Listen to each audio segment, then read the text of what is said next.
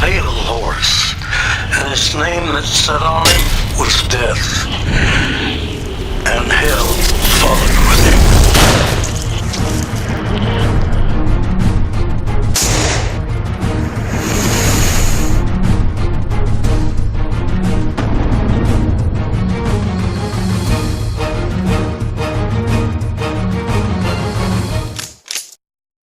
Hi folks, Canadian Prepper here. In this series we're going to talk about some commonly misunderstood, unknown, and perhaps taken for granted notions when it comes to ruminating on the potential societal collapse that a lot of people seem to anticipate, myself included. Now, the reason why I wanted to make this series is because there's a lot of us out there in the prepping community who like to get a bit more specialized with respect to our ruminations on the post-collapse environment. And basically all that is a post-SHTF, without rule of law, deregulated environment. And there's a lot of different avenues that are not very explored when it comes to theorizing about this kind of stuff. So the first topic I'm going to introduce, I'm going to call it the pestilence. And I don't want to bring up too many religious connotations. There's no doubt a religious Christian connotation to the word pestilence, talking about the 4 horsemen of the apocalypse. But I'm just going to be examining it from a purely scientific perspective. So there's not going to be any biblical references in this video.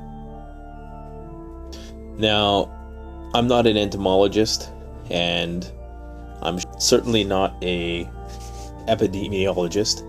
So I'm going to be exploring the definitions of pestilence from a researched layman perspective. Essentially, the thesis that I'm going to put forth is that the sudden deregulation and enduring deregulation of a highly regulated agricultural system is going to lead to a lot of problems. So I'm going to be exploring the big bugs and the little bugs. Pestilence, some people use that term to describe disease and plague, and some people use it to describe the insect infestations and, pests. So I'm just going to talk a bit about modern agriculture first, and I'm going to sort of lay the foundation for what I'm going to talk about. And the point I want to try to make is that it's going to be very hard. It's hard now to be a homesteader. I could not imagine being a homesteader in a post-collapse environment for the reasons that I'm about to tell you. Now, for one, modern agriculture is a highly centralized and highly efficient form of food production. Yes, there's a lot of waste, and there's been some people who theorize that although the logistics of horticulture, which is smaller farms, localized markets and stuff like that, would be more challenging to flesh out, that it still would actually be more efficient. There'd be less waste, there'd be less transport required, and this, that, and what have you. Now, the Malthusian idea is that the reason why population has grown so much is because of the abundance of food. The theory basically predicts that if there isn't enough food, the population won't grow, and there's a point called the Malthusian catastrophe, where basically there's a big die-off of people because the system can no longer produce enough food to meet the demands of all these people. Or there's conflict for resources or what have you. There's 2 ways of looking at the pestilence in SHTF, and one way of looking at it is that shit hits the fan, post-collapse environment, doomsday, apocalypse, whatever you want to call it, can be caused by some collapse of this system itself, of the agricultural system, or it can be the cause of the collapse. So there's two sorts of ways of exploring this, and I'm going to be looking at both. Now, for one, this mass agriculture, big agricultural system, which is run by a handful of corporations, relies, of course, heavily on the grid as it is. It requires transport systems, namely on non-renewable energy sources such as oil, in order to fuel the process. It requires genetic modification. It requires the transport of various grains, because you're not doing free range anymore. Everything is fed, non-natural food sources. So you have to move all that stuff around, and you have to dispose of the waste and all that kind of stuff. So it gets to be a very highly regulated, systematic process. Now, what has happened over the years is that we've become very good at dealing with insects, pests, and herbs, which might get in the way of producing the most food from the smallest amount of land in the shortest amount of time. So there's different insecticides, pesticides, and herbicides that have been used in order to basically try to suppress nature. And because of this, mutations have occurred. Genetic mutations have occurred. Natural selection has groomed insects and pests and different herbs which are resistant to these chemicals that we've sprayed on them. So we either have to up the dose or go back to the laboratory and make a new batch. And continuously we've done this to a point where if you were to, it's kind of like a pressure cooker. If you were to just suddenly release the lock that holds the top in place, it's going to blow off. In the absence of these insecticides and all these different herbicides and stuff like that that are sort of keeping nature in check, these types of insects and weeds are going to explode. You're talking about rootworms and locusts, caterpillars, beetles, aphids, different types of weeds, which would make homesteading and farming very challenging. And especially the genetically modified stuff, because I'm personally not a fan of Monsanto, most people aren't, but at least now, protecting their patent, there's some limiting of how far it can spread. The crops will get burned or whatever, or somebody will get sued, but in the absence of shit hits the fan, those genetically modified crops are going to just spread like wildfire everywhere. And of course, once the insects mutate to overcome those, everything that's not genetically modified, because it doesn't even have that level of resistance that those crops had, is going to be devastated.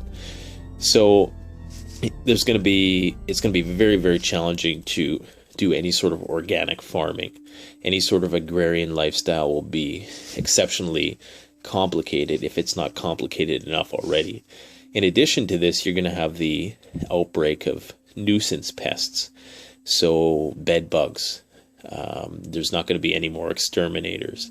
There's not going to be any more municipal spraying programs where they go out and spray for various bugs like mosquitoes and ticks, stuff like that can cause Lyme disease. They're all vectors potentially for disease, and they also have been suppressed with modern methods. So all these factors combined are going to make for a very challenging environment for anybody who is trying to live an organic homesteading lifestyle, on top of all the without rule of law, marauder type, looter aspects of things that are going on. You're going to be facing nature.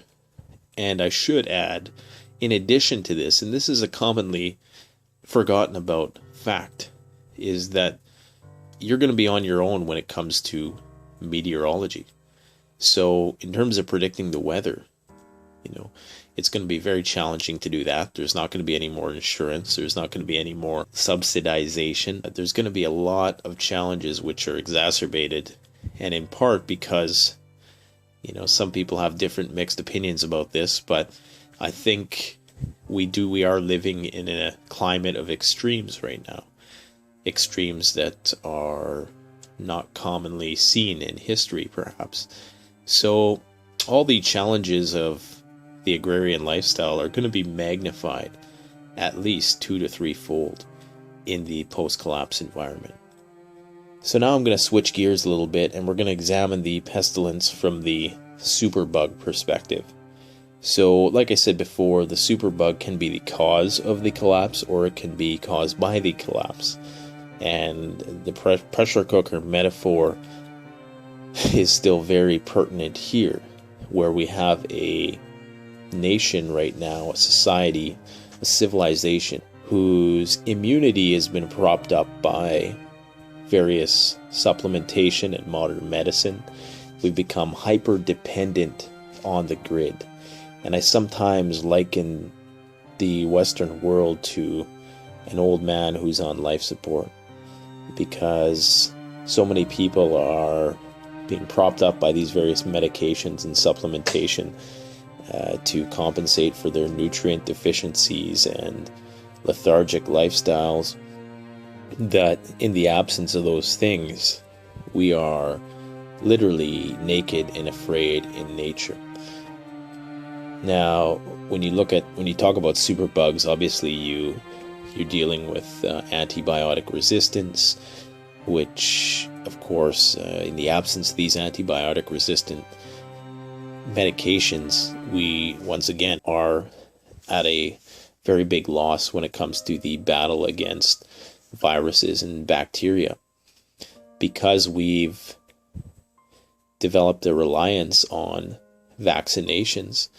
Those viruses have been forced to mutate and become more virulent and more lethal, and so we're suppressing a lot of diseases as well. You're getting a flu shot. Okay. Okay, I want you to relax your arm. Okay. Just relax. Okay, it's not a real needle. No, not a real needle. Hold still. Hold still.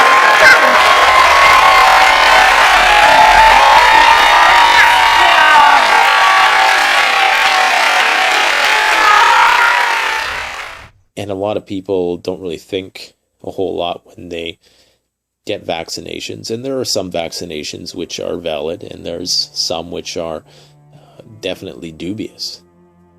But a lot of people don't seem to put too much thought into what they're doing to themselves when they go and get these seasonal vaccinations.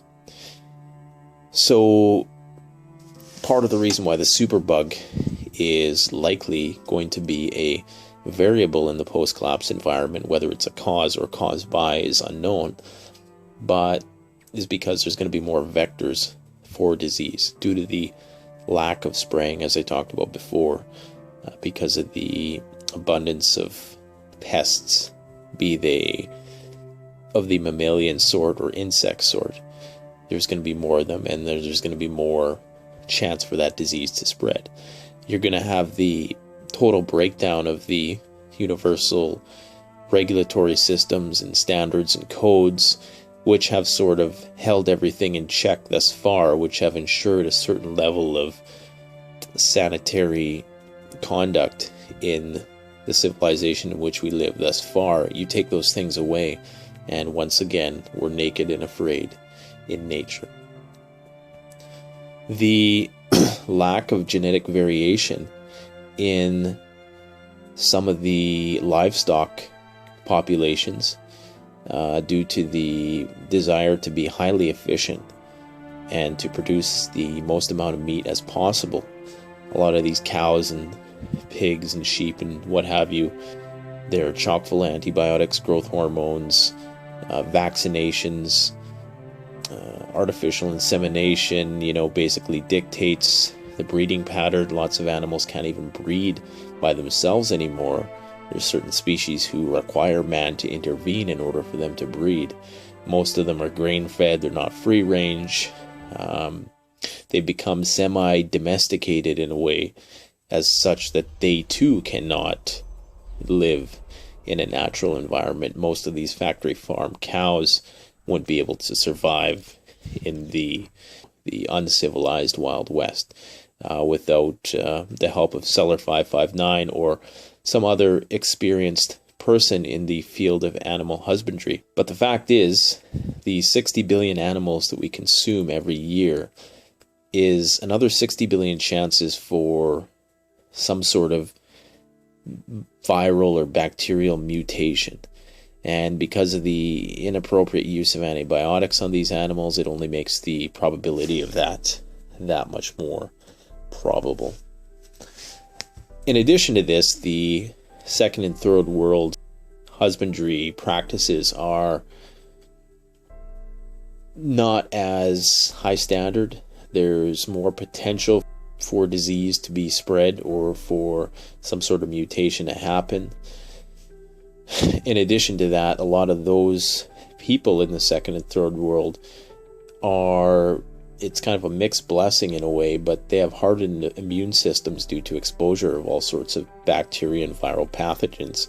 If you ever watch a documentary on the streets of Calcutta or something like that, and look at the conditions which some Indian people in India are living in, it's appalling.